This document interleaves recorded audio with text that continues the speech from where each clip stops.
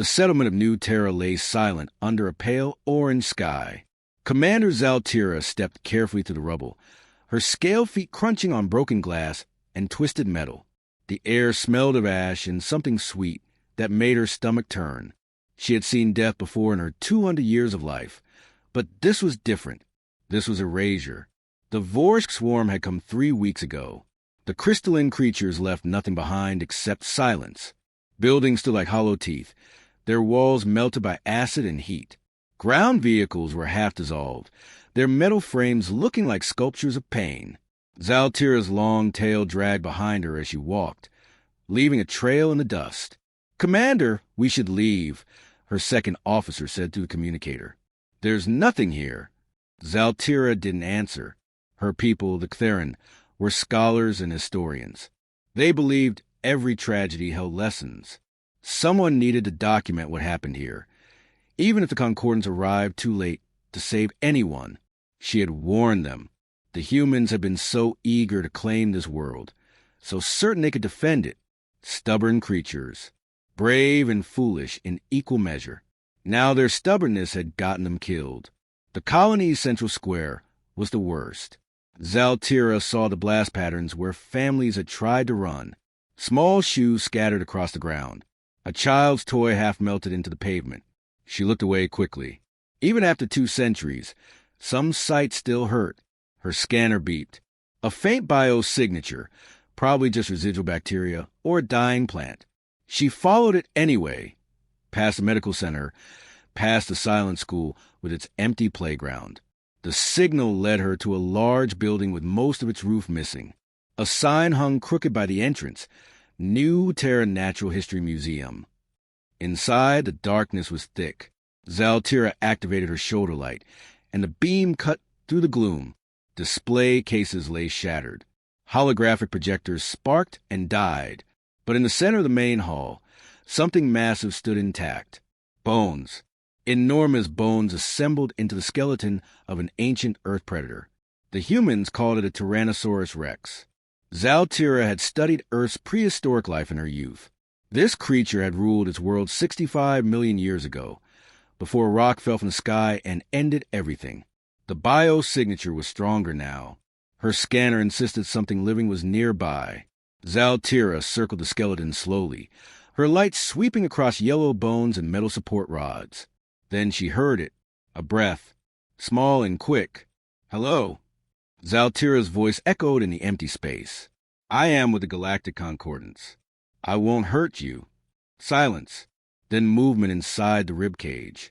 Something shifted in the shadows between the ancient bones. Zaltira crouched down, making herself smaller, less threatening. She had learned that humans responded better when you didn't loom over them. "Please, it's safe now. The creatures are gone." A face appeared between 2 ribs. Small, human. A child with tangled dark hair and eyes too large for her thin face. She couldn't have been more than 6 years old. Her clothes were torn and stained. She clutched something against her chest, a small rectangular device, a datapad. "Impossible," Zaltira whispered. 3 weeks. No child could survive 3 weeks alone with no food, no water, no protection. But here she was, staring at Zaltira with the eyes of someone much older. The girl's lips were cracked and bleeding. Her small hands trembled, but she didn't cry. She just watched, waiting to see if this new creature would kill her too. Zaltira slowly extended her hand, palm up, in the human gesture of peace. "My name is Zaltira. What's yours?" The girl didn't move, didn't speak.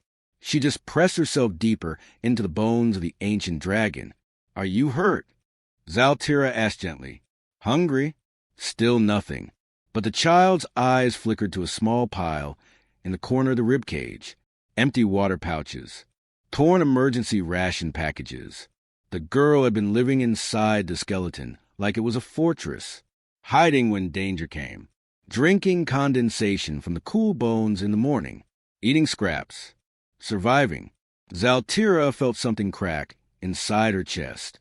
This child had watched her world die and then endured alone in the darkness, protected only by the bones of something that died millions of years before she was born. What kind of strength did that require? What kind of will? I'm going to help you, Zaltira said softly. I promise. The girl finally spoke, her voice barely a whisper, rough from disuse. Maya. Maya screamed when the ship's engines hummed to life. The sound sent her scrambling under the medical bay table, her small body shaking so violently that Zaltira could hear her teeth chattering.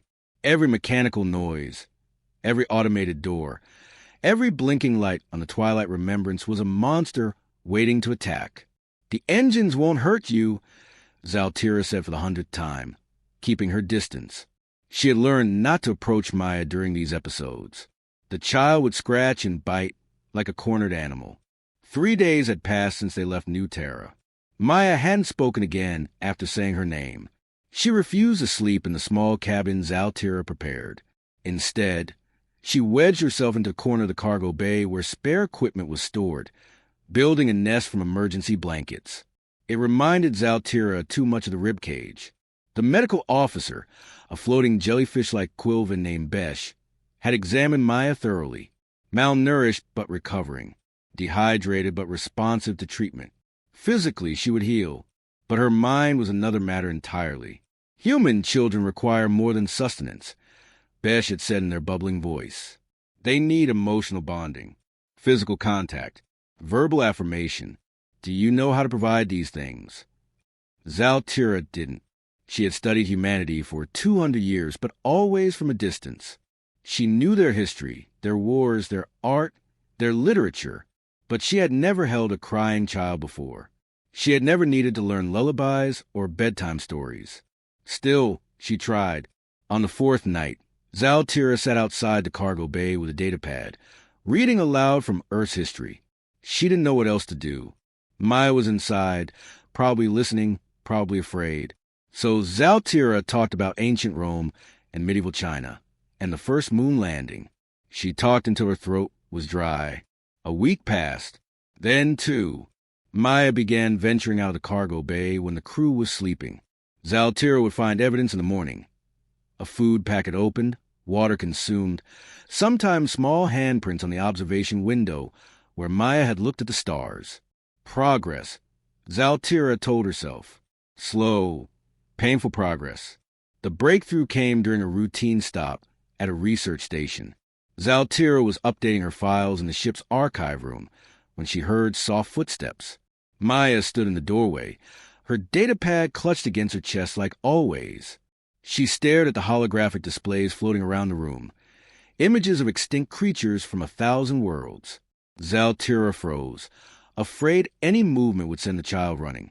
Maya's eyes locked onto one image, a massive skeletal structure rotating slowly in the blue light.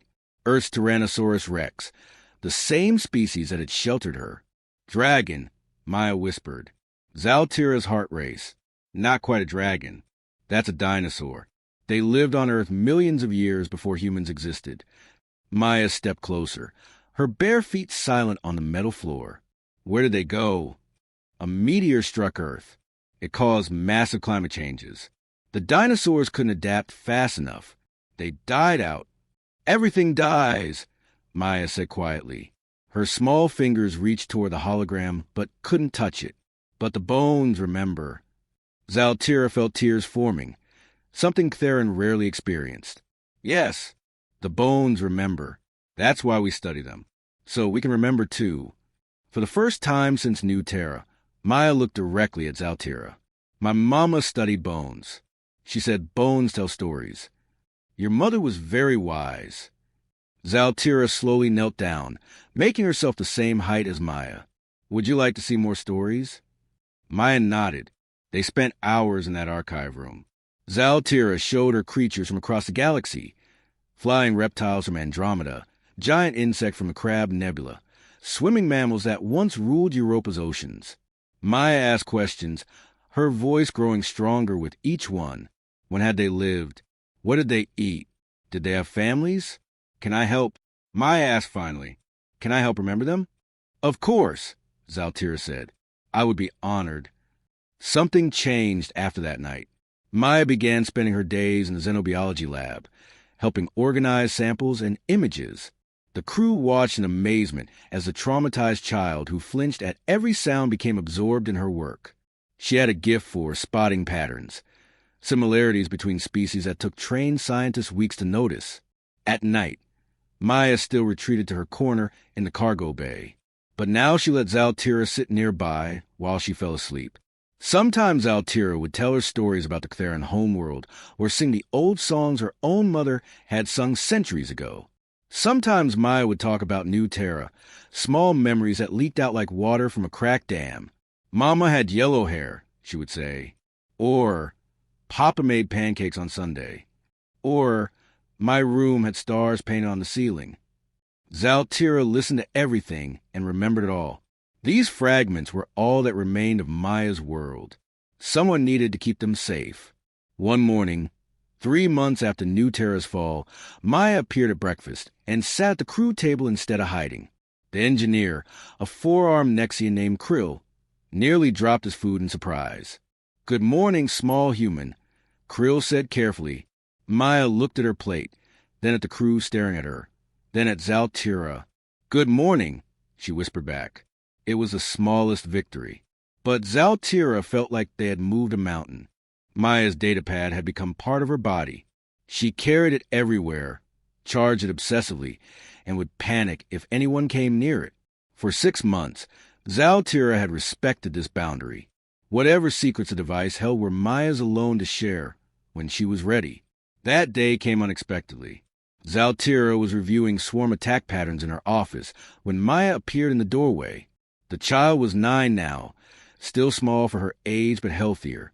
Her eyes no longer held that haunted, empty look. But today, something was different. She looked determined and frightened at the same time. "I need to show you something," Maya said. She held out the datapad with both hands, like offering something sacred. "Mama's files. I couldn't look at them before, but I'm ready now." Zaltira took the device carefully. The screen was cracked, the casing scorched, but powered on. Password protected. Maya reached over and entered a code with shaking fingers. The screen unlocked. Dr. Sarah Reeves' research files filled the display. Videos, notes, scanned data, communications. Thousands of hours of work. Zaltira's breath caught as she began reading. "Your mother was studying swarm communication patterns," Zaltira said slowly. "This is extraordinary. No one has ever captured data this detailed." "Keep reading," Maya whispered. "The last entries." Zaltira scrolled through the files. The early notes were academic and careful, but as the dates progressed, Dr. Reeves' tone changed. The professional language gave way to urgency, then fear, then horror. One video file was dated 3 days before the attack. Zaltira played it. Dr. Sarah Reeves appeared on screen. She looked exhausted, her blonde hair pulled back messily. Behind her, alarms flashed red. "This is my final transmission to the Concordance. I don't think anyone's listening, but I have to try." Her voice was steady despite the fear in her eyes. "The swarm isn't mindless. They're learning. Every species they encounter, every defense they face, they adapt. But it's more than adaptation. They're studying us." The camera shook as an explosion rocked the building. They targeted our communication arrays first, then our power grid, then the evacuation ships. This wasn't random feeding. This was tactical. Dr. Reeves leaned closer to the camera. "The swarm fears humanity. I found their communication logs in the wreckage of their scout ships. They fear us because we don't follow predictable patterns. Other species retreat when logic dictates retreat. Humans don't. We improvise. We fight in ways that don't make sense to a hive mind." Another explosion. Screaming in the background. That's why they're targeting human colonies specifically. They're trying to eliminate the unpredictable variable before we become a real threat. Dr. Reeves' eyes filled with tears. "Tell my daughter I love her. Tell Maya that being human means being brave when nothing makes sense. Tell her." The video cut to static. Zaltira sat in silence for a long moment. Maya stood beside her, tears streaming down her face, but her jaw set firm. "There's more," Maya said quietly. "The communication logs. The ones Mama decoded." Zaltira opened the attached files. Swarm communication patterns translated into basic language. The messages were cold and calculated. Target lists, human colonies marked for elimination, strategic priorities. And then she found something that made her blood run cold. A concordance communication code embedded in the swarm data. Someone in the concordance had known about the attack on New Terra. They had known and done nothing. No, worse than nothing. They had prevented the evacuation orders from being sent. They had wanted to study how humans would respond to a swarm attack. New Terra had been a laboratory. Maya's entire world had been sacrificed for data. They knew, Maya said, her voice empty of emotion. The people who were supposed to protect us. They let everyone die. Zaltira wanted to deny it, wanted to say it was impossible, but the evidence was irrefutable. Concordant official codes, authorization signatures, communication intercepts, all pointing to a conspiracy at the highest levels. Not everyone in the concordance, Zaltira said carefully, but some people who valued data over lives. Maya's small hands clenched into fists. They used us. They used Mama's research, and then they let her die for more research. Maya, I'm so sorry. Don't be sorry. Maya looked up at Zaltira, and in her eyes was something new. Not the haunted fear of a survivor. Not the innocent curiosity of a child. Something harder. Something forged in fire. I want to learn everything. Fighting. Strategy. Science. Everything you know. Everything your crew knows. Why? Zaltira asked, though she already knew the answer. Because the galaxy won't protect humans. So I'll learn how to protect them myself. Maya's voice was steady now, cold and clear. Mama died trying to warn people. I'm going to finish what she started. Zaltira should have discouraged this. Should have told the child that revenge was hollow, that hatred would destroy her. But looking at Maya's determined face, she saw something else. Not revenge. Purpose. Then I'll teach you, Zaltira said quietly. Everything I know. But you must promise me something. What? That you'll remember how to be human while you're learning to fight. Your mother didn't want you to become a weapon. She wanted you to live. Maya was quiet for a long time. Finally, she nodded. I'll remember. The bones remember. And I'm made of bones. Zaltira pulled Maya into an embrace. Something she had only recently learned humans needed. The child was stiff at first, then melted into the hug, crying for her mother, for her world, for everything she had lost. When the tears finally stopped, Maya pulled back and wiped her face. When do we start? She asked. Tomorrow, Zaltira said. We start tomorrow. 12 years changed everything. The twilight remembrance dropped out of hyperspace near the frontier station, and Maya Reeves stood at the viewport watching the stars settle into fixed points of light. She was 18 now, tall and lean, with her mother's blonde hair pulled back in a practical braid. But her eyes held something her mother never had, a sharpness that came from growing up between worlds. You don't have to do this, Zaltira said from behind her. The commander's scales had dulled slightly with age, her movements slower than they once were. 212 years old now, and feeling every one of them. Yes, I do, Maya replied in perfect Theron, then switched to Nexian, then Quilvan. She spoke 17 languages now, had 3 doctorate degrees, and could navigate star charts in her sleep. But more than that, she understood war in ways the Concordance's military strategists never could, because she had survived one. The station's docking bay was chaos. Refugees streamed through the corridors, humans mostly, but other species too.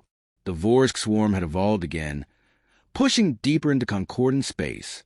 3 more colonies had fallen in the last month. The defensive lines were collapsing. Maya walked through the crowds with purpose, Zaltira struggling to keep pace. People stared at the young human woman, who moved like a predator through the frightened masses. Some recognized her, the dragon's daughter. They called her, the girl who hid in bones and lived. The Concordance council chamber was full of arguing officials.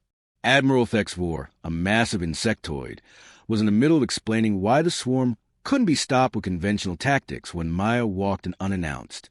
You're losing because you're predictable, she said, her voice cutting through the noise. The room fell silent. Thex Vor's mandibles clicked in irritation. And you are... Maya Reeves, survivor of New Terra, student of Commander Zaltira, and the person who's going to save your pathetic defensive lines from total collapse. Zaltira closed her eyes. 12 years of teaching Maya diplomacy, wasted in one sentence. You're a child, Thex Vor buzzed.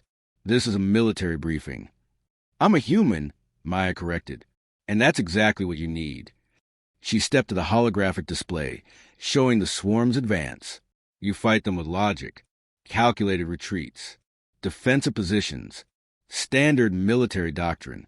The swarm predicts all of it because they've seen it 1,000 times before. She manipulated the display with practiced ease. My mother's research showed the swarm operates on pattern recognition. They learn your strategies and counter them. But there's one thing they can't predict. Maya looked around the room. Chaos. Chaos isn't a strategy, another council member objected. For you, no. For humans, it's our specialty. Maya pulled up data from her mother's files, now enhanced with 12 years of her own study.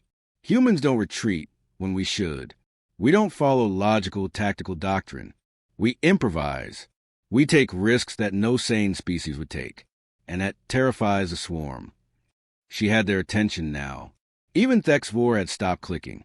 There are approximately 40,000 human survivors scattered across concordant space.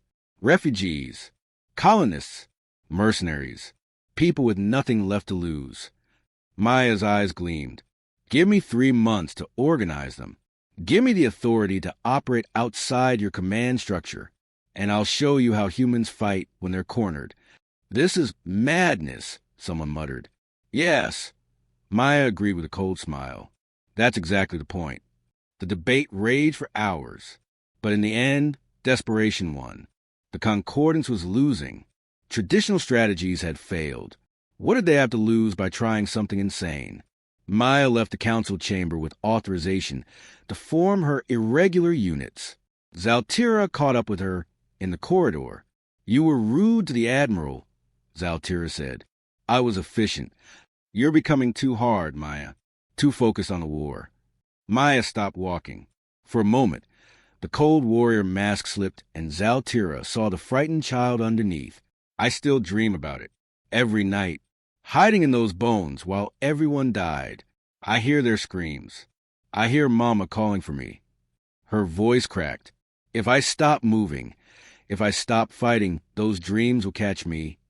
Zaltira reached out and took Maya's hand. You spent 12 years learning how to fight. Have you forgotten how to live? I'll learn to live after the war is over, after humans are safe. And if you die before then, if you sacrifice yourself like your mother did, Maya pulled her hand away. Then at least I died trying to save people instead of studying them from a distance. The words hit like a physical blow. Zaltira had arrived too late to save New Terra. She had been cautious, academic, always observing instead of acting. Maya's survival was luck, not because of anything Zaltira had done. That's not fair, Zaltira said quietly. War isn't fair. You taught me that. Maya's expression softened slightly. I'm sorry. I know you did your best. You saved me. You raised me. I owe you everything. You owe me nothing. But you owe yourself a future beyond this war. Maya looked out the viewport at the refugee ships arriving and departing in an endless stream. After, she promised, after the swarm is stopped, after humans have a place to call home again, then I'll think about my future. Within 3 weeks, Maya had assembled her forces. Human survivors who had lost everything and wanted revenge. They trained in ways that made traditional military officers uncomfortable. Unpredictable strike patterns, illogical retreat paths, tactics that relied on intuition instead of strategy. The dragon's daughter was building an army of chaos, and the swarm had no idea what was coming.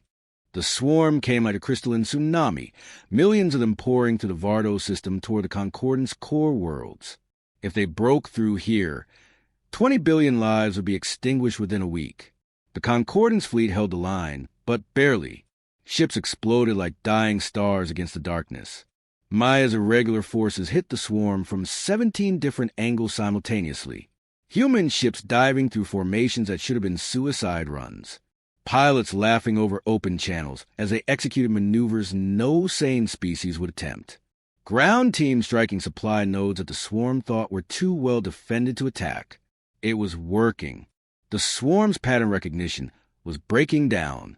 They couldn't predict where the humans would strike next because the humans themselves didn't know until the moment arrived. On the bridge of the Twilight Remembrance, Zaltira coordinated the chaos, while Maya led strike teams personally. The old commander's hands trembled as she watched her adopted daughter's ship dive into the thickest part of the swarm. "She's going to get herself killed," Besh bubbled anxiously.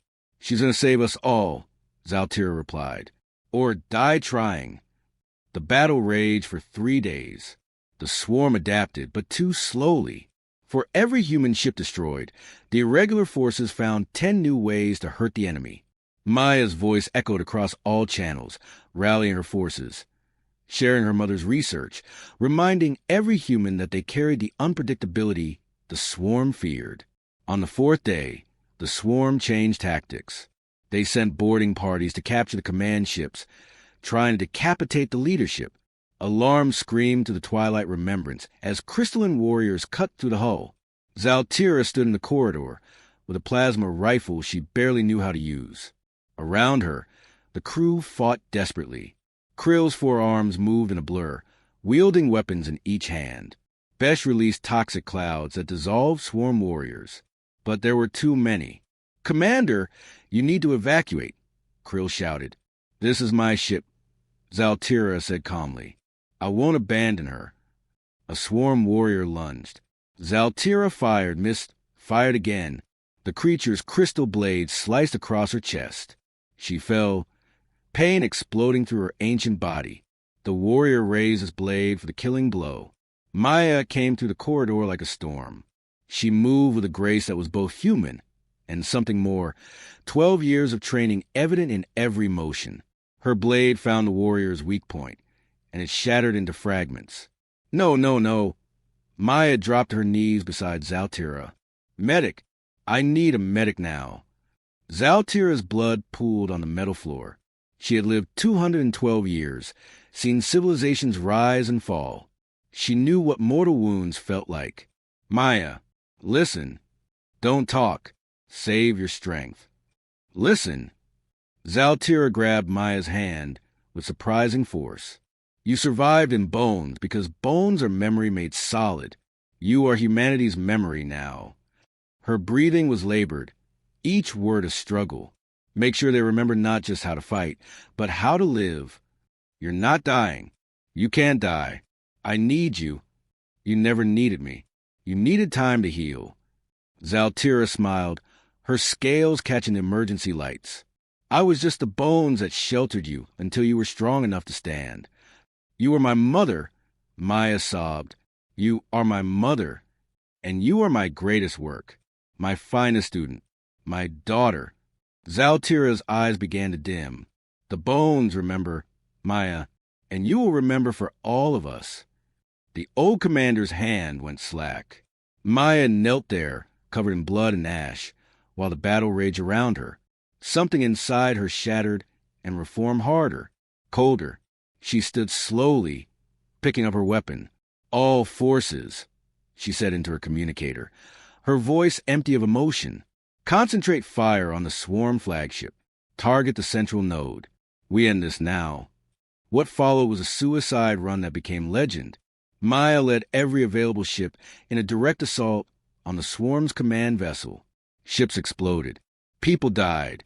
But the humans kept coming, kept fighting, kept doing the impossible. The swarm flagship's central node shattered. The hive mind fragmented. The crystalline warriors across the battlefield froze, their coordination lost. The Concordance fleet seized the advantage and pushed forward. By dawn of the 5th day, the swarm was in retreat. Maya stood in the medical bay beside Zaltira's covered body. She hadn't slept in days, hadn't eaten. She just stood there, numb. Krill found her there hours later. "We won," he said quietly. "The core worlds are safe." At what cost? The cost was always going to be high. But because of you, because of the commander, billions live who would have died. Maya looked at her friend with hollow eyes. What do I do now? I've been fighting for so long. I don't know how to stop. Then don't stop, but change what you're fighting for. Krill gestured to the viewport where refugee ships were gathering. Fight for their future, not their past. 6 months later, Maya stood before the Concordance Council as the official human ambassador. She negotiated colony rights, resource allocations, and protection agreements. She established schools for human children scattered across the galaxy. She built memorials on every world the swarm had touched.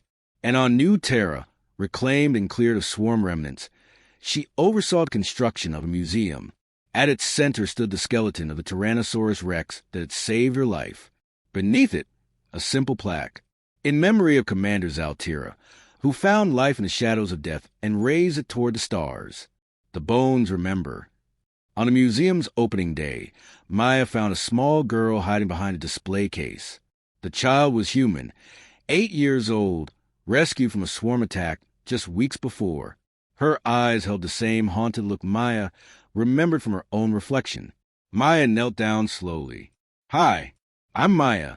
What's your name? The girl didn't answer, just stared. It's okay.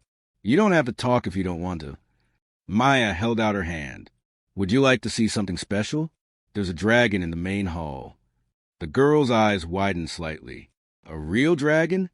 Well, the bones of one. They're very old. They've been waiting a long time for someone brave enough to meet them. The girl took Maya's hand hesitantly. Together, they walked to the skeleton. The girl looked up at the massive bones towering above them. Everything dies, the girl whispered. Maya felt tears on her face, but smiled anyway. Yes, but the bones remember, and we honor that memory by living, by being brave, by protecting each other. She squeezed the girl's hand gently. Would you like to stay with me for a while? I could teach you about bones and stars and how to be strong when you're scared. The girl looked at Maya, then at the skeleton, then back at Maya. She nodded. Good, Maya said. Then let's go home. As they walked out of the museum together, the old bones stood silent in the darkness, remembering everything, holding the weight of memory so the living could move forward into light.